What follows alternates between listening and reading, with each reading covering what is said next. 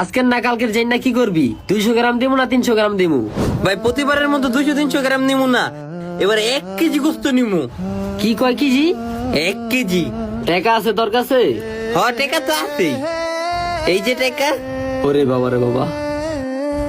আচ্ছা দাঁড়া, আমি তোর বাইচ্ছা ভালো গোস্ত দিতেছি। আপনার বাইসা দেওয়া লাগবো না, আমি বাইসা নিতে আসি। আপনারা অনেক চালাক আছেন, আপনারা যখন বাইসা দিবেন তখন আপনি আড্ডিরই সব আমার দিয়ে দিবেন। আমি দেখানি কোন মাংসটা আমার লেগা ভালো হইব।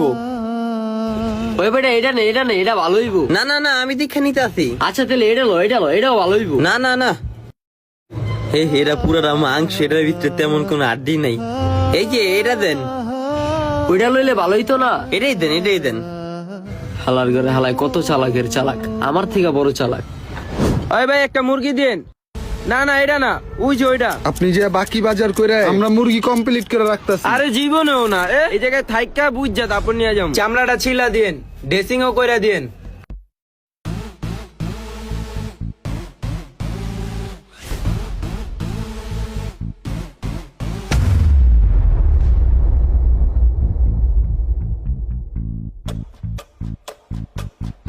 নেন। এই ল। বেশিরভাগই লাগতেছে, সব মনে হয় আড্ডি দিয়া দিছে।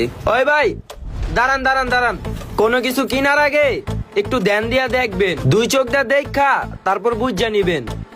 বুঝি নাই কা এই কথার মানে? আপনি যে বাইচ্ছা গোস্তটি নিছেন, হ্যাঁ এখন তো অর্ধেক গোস্ত রাইখা আপনার আড্ডি মিলাই দিছে।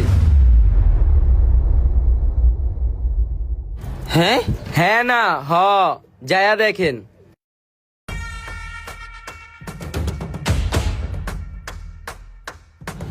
কি ও ভাই, এটা হইলো?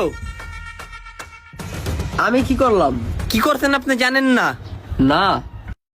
ওই যে ওই জায়গায় গোস্ত রাখতেন কি লেগা?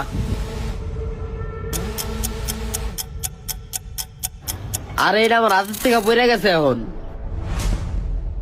আপনার হাতের থেকে পড়ছে?